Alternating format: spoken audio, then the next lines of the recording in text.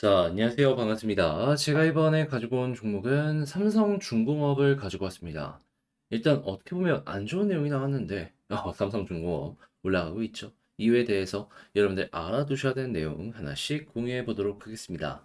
들어보시고 도움 된다면 구독과 좋아요, 알림 설정 한 번씩 눌러주시면 감사드리겠습니다. 자, 일단 나오는 내용들, 이런 부분이 보여지고 있습니다. 삼성중공업, 하나오션 모두 올해 목표 수익 못 채웠는데, 왜 주가 상승에 대한 기대감이 큰 걸까?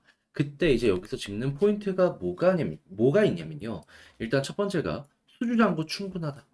그러니까 이미 쌓아놓은 게 많다 보니까 이것만 만들어서 팔아도 충분히 실적 앞으로 올라갈 것이다라는 기대감 하나 있다라는 걸 확인할 수 있고요. 그리고 이제 두 번째 같은 경우에는 뭐냐면 구부가치 선박.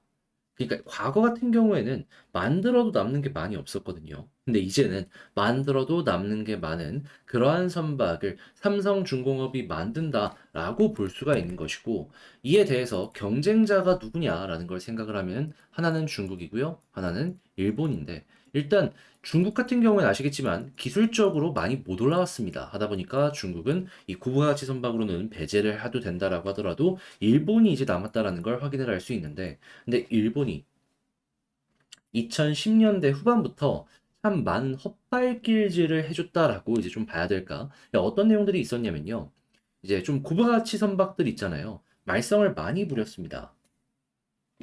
일본이랑 미국 간에 이 노선이 있었는데, 이 대형 컨테이너선 있잖아요. 우리나라가 주력으로 운영하고 있는 거. 이 관련 컨테이너선이 운행을 하다가 컨테이너 몇 개를 바다로 빠뜨리는 갑자기 이런 상황이 만들어진다든가, 대표적으로 우리가 알만한 게 이제 불난 것도 있었고요. 그리고 이제 수에즈운하 거기서 한번 흔들려가지고 이 좌초돼서 막아버린 적이 한번 있었잖아요. 그게 전부 다 일본 선박이었습니다. 그러다 보니까 일본으로 수주가 팍 죽는 모습이 보여지게 되었고, 이 물량들이 어디로 가게 되었다? 결국에 기술력은 한국이구나. 예, 그것 때문에 고부가치 선박에 대한 수요가 급증하는 모습인데, 이걸 전부 한국이 쓸어 담는 모습이 보여지다 보니까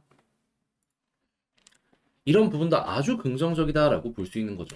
그리고 이 친환경 관련해가지고 유럽이나 이런 곳에서 계속해서 압박을 넣고 있는 상황이기 때문에 이제 예비 수요부터 시작을 해갖고 많은 것들이 굉장히 좋은 모습을 보여주고 있는데, 그럼 당연히 이 선박의 가격도 올라갈 가능성이 높지 않겠습니까? 왜냐면 선박은 정찰제가 아닙니다. 이 순간순간 상황에 맞춰가지고 비쌀 때가 있고 쌀 때가 있어요. 그런데 수요가 급증한 만큼 바닥에서 이 턴어라운드는 자연스러운 거 아니겠습니까? 해서 이미 많이 이 선박의 가격 역시 올라온 상황이다. 그리고 이제 마지막 파이널로 이제 원가에서 가장 큰 부분을 차지하고 있는 것 중에 하나가 이 선박에서 후판 가격이거든요. 그러니까 철강. 그런데 이게 1년에 한 번씩인가 협상을 맺는 걸로 알고 있는데, 지금 전 세계 철강 가격 보시면 아시겠지만 중국에서도 좀 안 되고 그러다 보니까 많이 빠졌단 말이에요. 그런데 만약에 여기서 후판 가격까지 재협상을 통해서 낮추게 된다면, 와, 그러면 원가율도 팍 줄어드는 이런 모습이 보여질 수도 있는 것이죠. 그러다 보니까 이러한 부분이 상당히 괜찮은 그 모습이 보여지고 있다라는 건데, 근데 몇몇 분들은 이런 상황에도 불구하고 올해 목표 수주액을 못 채운 게 조금 마음에 걸린다라고 생각을 하실 수가 있을 거예요. 그 부분은 저도 조금 아쉽다라고 생각을 하는데, 근데 여기에 대해서 이제 평가가 어떻게 나오고 있냐면은 이후에서 환경 정책이 계속 바뀌고 있습니다. 자, 그래가지고 당장 최근만 하더라도 뭐 자원부터 시작을 해가지고 이게 몇 년까지 어떤 기준을 세우냐, 이게 왔다 갔다 하는 모습이 보여지게 되었습니다. 하다 보니까 이에 대해서 확실하게 어느 정도 정해질 때까지 좀 관망하는 업체들이 꽤 많았고, 그래서 약간 늦춰지게 되었다라는 이러한 평가가 상당히 많았습니다. 그런데 만약에 확실하게 정해지는 모습까지 보여지게 된다면 어떻게 될까요?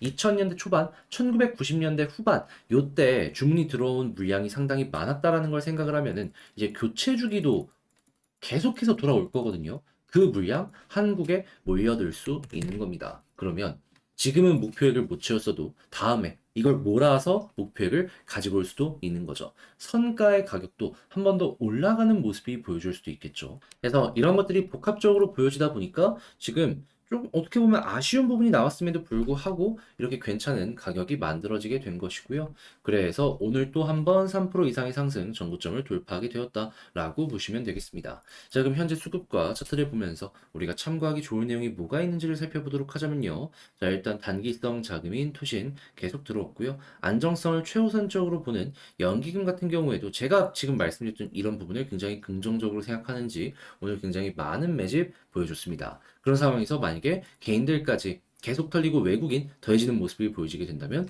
그러면 이거 빠른 시간 내에 여기가 저점이고 이렇게 올라가는 모습이 나올 수 있겠구나 우리가 참고를 해볼 수 있는 거죠. 그럼 1순위는 뭐다? 기관, 2순위 외국인 이렇게 생각을 하시면서 삼성중공업은 접근을 해보시면 좋을 것 같고 이런 상황에서 지지라인 어디를 보는 게 좋냐? 61선이랑 지금 121선 이 겹쳐있는 부분을 돌파하는 모습이 보여지게 되었잖아요. 여기 위에서 자리 잡고 이탈 없다면 굳이 매도할 필요 없으니까 홀딩하면서 보시면 될 것 같고 그런 상황에서 여기에 물려있는 개미들이 많아요. 그래서 이 부분을 돌파하는데 시간은 조금 더 걸릴 수 있겠지만 괜찮은 수급과 함께 위에서 자리 잡기를 꾸준하게 보여주게 된다면 이 부분을 소화 다하고 그 이상으로 올라갈 수도 있으니까 이거는 조금 더 여유롭게 넉넉하게 다음 스텝을 밟아가는 걸 생각을 해보시면 좋을 것 같습니다. 자, 그러면 지금 말씀드렸던 걸 바탕으로 이 삼성중공업 영상을 이제 포인트를 딱 짚고 마치도록 하자면요. 자, 일단 첫 번째, 현재 수주 잔고는 조금 아쉽다라고 하더라도 그 이외의 모든 부분은 완벽하다. 그렇게 올해는 아니더라도 내년에 이 완벽한 부분이 시너지를 내게 된다면 수주 잔고 반등 충분히 기대 가능하다. 그리고 이제 두 번째 같은 경우에는 수급 같은 경우를 놓고 보았을 때 지금 결국 개인 털리고 그리고 기관 주도하에 올라가는 모습이 보여지고 외국인도 더해지는 모습이 보여지고 있기 때문에 1순위는 기관, 2순위는 외국인 괜찮은 모습이 보여지게 된다면 홀딩 하시면서 편하게 보시면 될 것 같고요. 그리고 이제 세 번째 같은 경우는 지지라인은 61선 위에 있다면 그냥 아무 걱정 없이 홀딩해도 된다. 그리고 이 상황 속에서 이 위에 있는 매물이 좀 두텁기 때문에 여기를 소화하는 데 시간이 걸릴 수 있으니까 이건 수급 괜찮다면 조금 더 넉넉하게 보시고 갑자기 수급이 꺾이게 된다면 거기서 어느 정도의 물량 정리도 생각을 해보시면 좋을 것 같습니다. 근데 그 모든 것들도 지금 당장은 아니라는 게 핵심인 거죠. 그렇게 해서 삼성중공업 분석을 끝내봤는데 어떻게 여러분들께 도움이 되었을지 모르겠습니다. 잘 보았다라고 생각을 하신다면 구독과 좋아요, 알림 설정 한 번씩 부탁드리고요. 자, 이번 주 말부터 많이 추워진다라고 하는데 여러분들 갑작스럽게 추워지는 날씨에 감기 조심하시길 바라며 전 다음에 더 좋은 영상으로 다시 인사드리도록 하겠습니다. 영상 끝까지 시청해 주셔서 감사드립니다.